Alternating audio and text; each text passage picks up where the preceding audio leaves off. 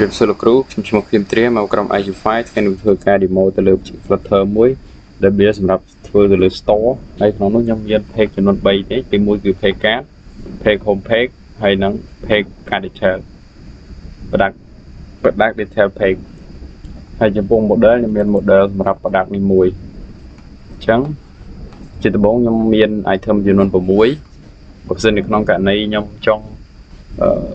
add product ថែមខ្ញុំអាចចុច click កន្លែងនេះដើម្បី navigate ទៅកាន់ page មួយទៀតដើម្បី add product នឹងចូលហើយមាន size មានអីហើយខ្ញុំអាច add to cart បានហើយពេលយើង add to cart ហ្នឹងកន្លែងហ្នឹងគឺវាអាចធ្លាក់កន្លែង count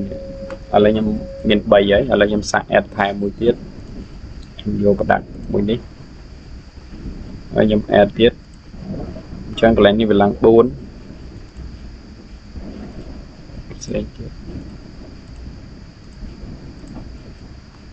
ឥឡូវឡើងដល់7ហើយហើយបន្តទៀតបើសិនជាយើងចង់ធ្វើការ order វានឹងចុចទៅកន្លែងហ្នឹងមកគឺយើងអាច check out នៅ product ហ្នឹងបានហើយឬក៏យើងចង់ថែម quantity ថែមអីទៀតអាហ្នឹងតាមហ្នឹងទៀតឥឡូវខ្ញុំចង់ថែមអានេះថែមទៀតអញ្ចឹងវា success ហើយវានឹង return នៅតម្លៃ dashboard មួយដែលមានពាក់ព័ន្ធទៅនឹងការ order place ហើយក្នុងហ្នឹងគឺមាន total សម្រាប់ឆែកលុយ